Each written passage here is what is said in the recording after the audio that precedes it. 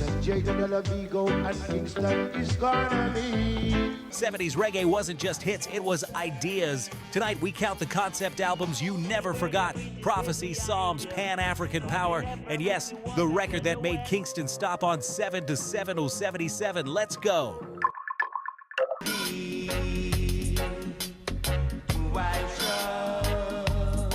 This album feels like a prayer whispered in a storm.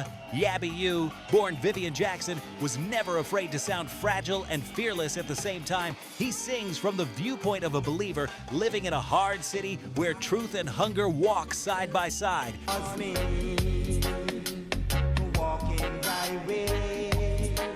The concept is clear, a devotional journey through Babylon, asking Jah for protection while calling out the realities around him. The musicians, Channel 1 regulars, with that tough, rubbery pulse, keep the rhythm steady like a marching line.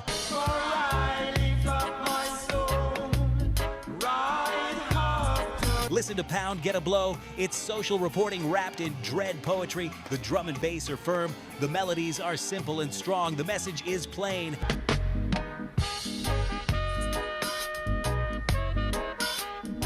The poor carry the weight while the system watches. The record closes the circle that began with Conquering Lion and Walls of Jerusalem, Scripture, Vision, and everyday survival as one story. For thou art my God, thy spirit. Question: which lyric hit you like Scripture the first time you heard it?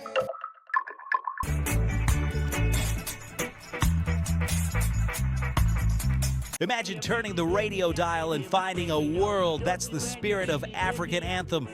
Mikey Dread takes the format of his broadcast, the jingles, the shout-outs,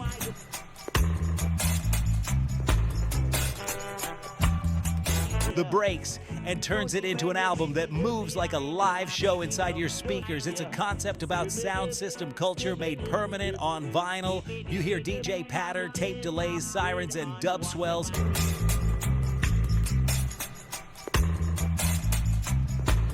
All stitched together with a wink and a plan. The bass is thick, the hi-hats sizzle, and the mix keeps you guessing what's coming next around the corner. This isn't just music, it's a blueprint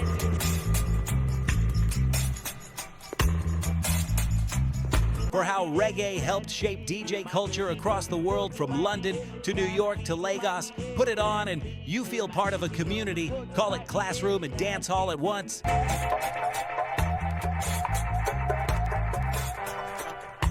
Question: which radio moment on this album makes you smile every single time?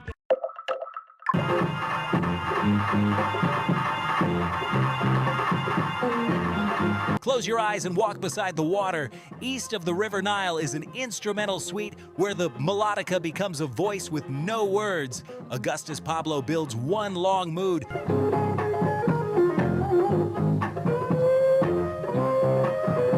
Contemplative, mystical, slightly haunted. The concept is the journey. One current, many eddies. You can hear the spiritual pull in the minor keys, the soft echo, the patient drumming. Nothing is rushed.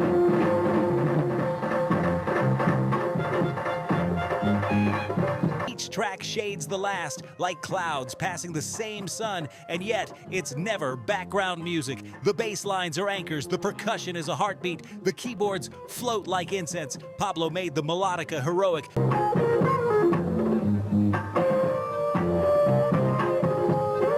But he also made silence important, space where you can breathe and think. If dub is often about subtraction, this album makes subtraction feel full.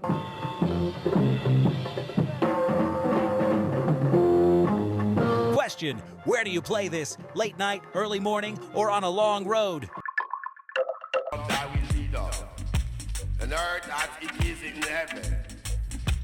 Prince Farai didn't just quote scripture, he chanted it into living sound. Psalms for I is a literal concept, the ancient text carried by a gravel-deep voice over tough meditative rhythms.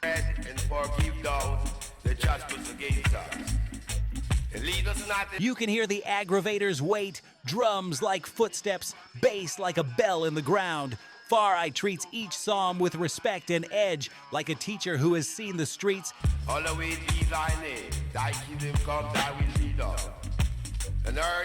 And the sanctuary, the effect is powerful. The Bible becomes radio for the ghetto with wisdom that cuts through noise. Dub touches lift key phrases into echo, letting words linger in the mind. Give us this day our daily bread. If you ever wondered how roots reggae turns faith into movement, this album is the answer. It is worship, yes, but also armor. Give us this day our daily bread, and forgive those that trespass against. Question, which psalm here feels written for our time?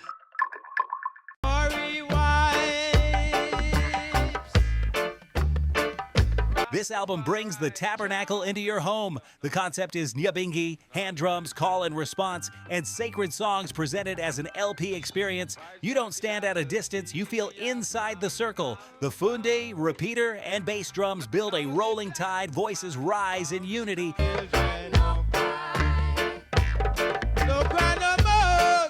And the arrangements carry that roots guitar to tie ceremony to the everyday. Ross Michael's leadership keeps the balance between devotion and groove. It's an album that teaches without preaching, reminding you that Rastafari is both a faith and a culture with its own sound.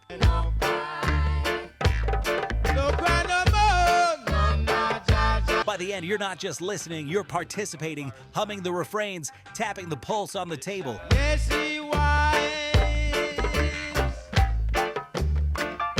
Question, if you were to show one track from this to someone who thinks reggae is only party music, which would you pick? Oh my God.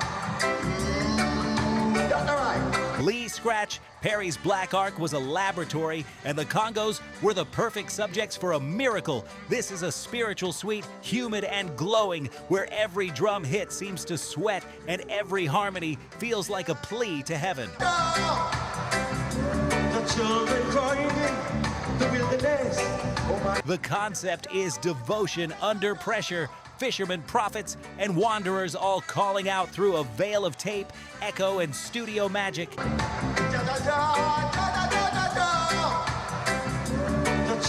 Cedric Myton's falsetto lifts like smoke. Roydell Johnson grounds it with earth.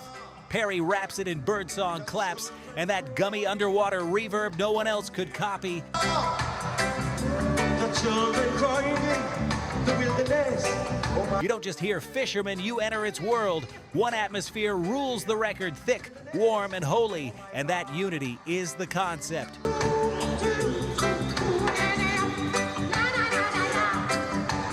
Question, when did this album first click for you?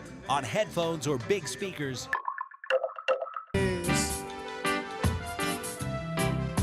But there will be no. This is a protest album with steel in its spine. Equal rights states its mission in the title and stays on message. Apartheid, injustice, political hypocrisy. Tosh calls them by name.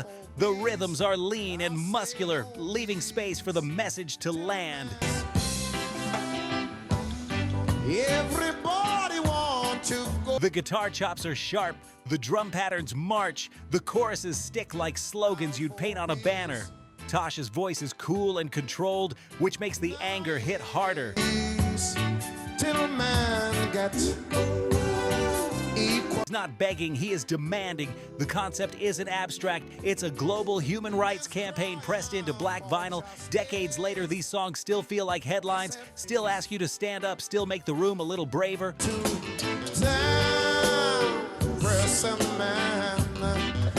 Question, which line from this album would you wear on a t-shirt today?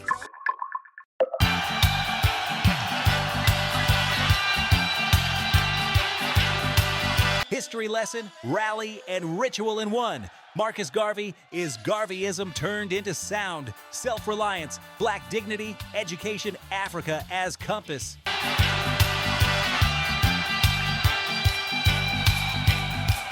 Winston Rodney's voice is a chant that cuts through fog.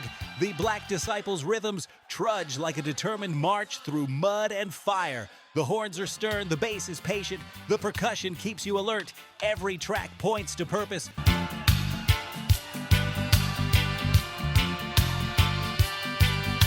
Remember your heroes, remember your roots, remember your worth.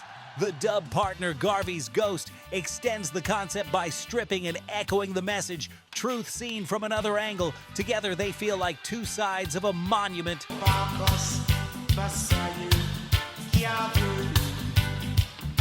Question: what did this album teach you that school did not?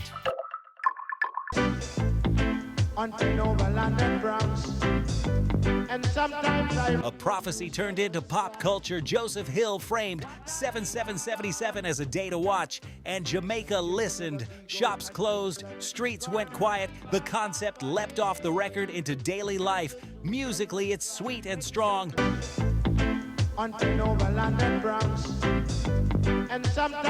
Bright harmonies, buoyant rhythms, and melodies that carry heavy words with gentle hands. The title track is the anchor, but the whole set moves with unity, visions, warnings, and community wisdom in conversation. And sometimes I write and bust It's a Bible study and a dance in the same space. Culture made dread ideas singable, and everywhere the rare record that reshapes how people act, not just what they hum.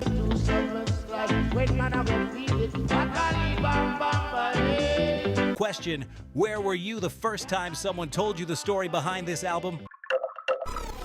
Some people got everything. Some people got nothing. Survival is Marley at his most focused, Pan-African, militant, and clear. Even the cover, African flags, states the mission before the needle drops. Inside, the songs form a map. Africa Unite, Zimbabwe, top ranking. I tell you what, some people got everything. The concept is continental and diasporic solidarity, history and hope woven into drum and bass. The production is tight, the tempo's purposeful, the guitar chops flashing like signal lights. Yes, the black survivors. Yes, we're the survivors. Marley's voice moves between comfort and command. He invites you in and then sends you out with work to do. If other albums in this countdown are prayers, sermons, or radio shows, Survival is a summit meeting. Leaders, citizens, and dreamers in one room deciding what comes next. Some people got pride and shame. Some people. Question: which track from Survival still feels like a news bulletin today? If you enjoyed this episode, then go watch this video.